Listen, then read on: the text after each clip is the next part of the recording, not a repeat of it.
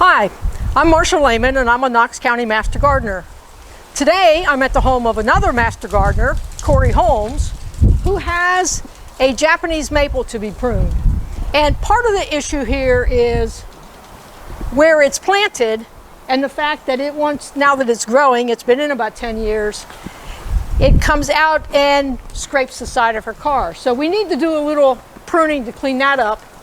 But like every other video, I'm going to start looking for some of the dead, damaged, diseased to take out first. And one of the nice things about Japanese maples is that when a branch is dead, it is a really gray color and will generally just break off and you hear it go crack, crack, crack. So I can walk around and I can take those off with just my fingers. I don't need pruners to do that. And you probably hear it cracking. So we'll start a little pile of debris here. And anywhere that I see those gray twigs, I'm just going to break those off. Nobody needs pruners to do those. And I'll try to get most of these before I start on the other pruning, but I'm sure we'll find some more as we go along because there's a fair amount of foliage in here. The other thing is we were discussing why we have all these brown leaves, and the working hypothesis at this moment is that we had a really mild fall, a really warm December, so the tree hadn't dropped its leaves yet. And then on New Year's Day we hit 77 degrees and the next day the temperature plummeted and those leaves probably got frozen. So it really won't be until spring when it leaves out again that we know for sure if in fact there was any damage on those. So as we go along I may just pull some of those leaves off just to give me a better view of the underlying structure. Because that's what we really want to see. This type of Japanese maple is one of the lace leaf, so it's a really fine leaf.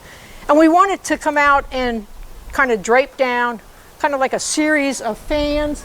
This one's gotten a little thick over the years and it's sticking out over the driveway. So it's got a couple of issues. So I'm going to go ahead and clean out some of this dead stuff. You don't need to watch all of that. We'll take a break and then we'll come back when we take the next type of pruning. Okay, so Corey and I went in and got most of the dead stuff, the little twigs that are a distinctive color of gray. And while we were at it, we pulled a lot of the dead leaves, just kind of stripped them off. It gives us a better view. And while we were walking around the plant, I don't know if you can see it, but we put some green tape on branches that are definitely going to have to come off. A couple of them are dead, a couple of them are wrapping around each other. And they are larger than I can use a lopper. So I'm going to come back here. There's one back here in the back that we're going to take off.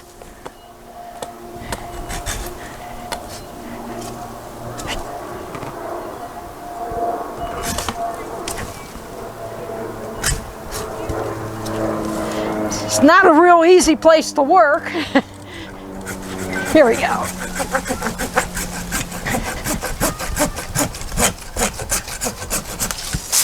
Okay, so there goes one. And I'm making the cut.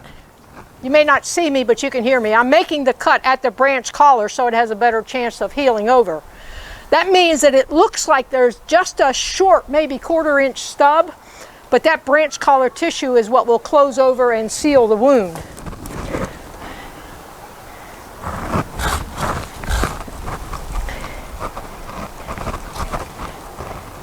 And Japanese maples can be a little fragile, so I want to make sure I don't accidentally cut into an adjacent branch.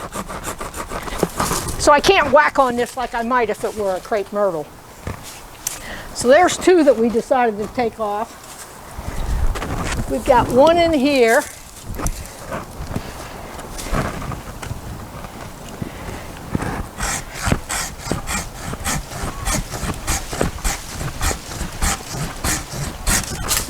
And then we have a dead one that we tagged.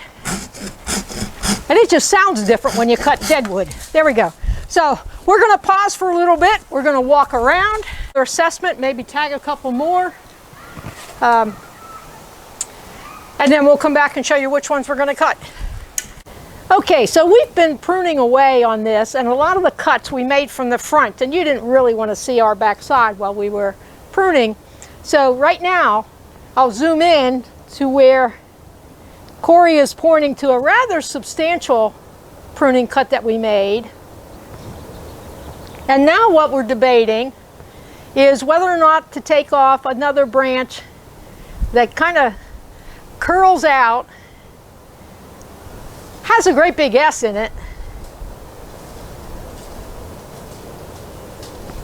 and we're really debating what it will do to the balance of the tree.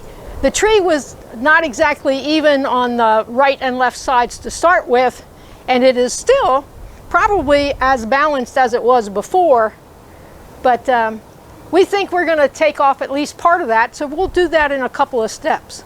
So we'll make one cut and then reassess whether or not we need a second cut. Okay, so we have cleaned up anything that was dead. We've taken off all the very little spriggy twigs that are along the main stem. We have a lot better airflow and sunshine into the middle of the plant. And while we feel like we made a lot of cuts, many of them were really, really small.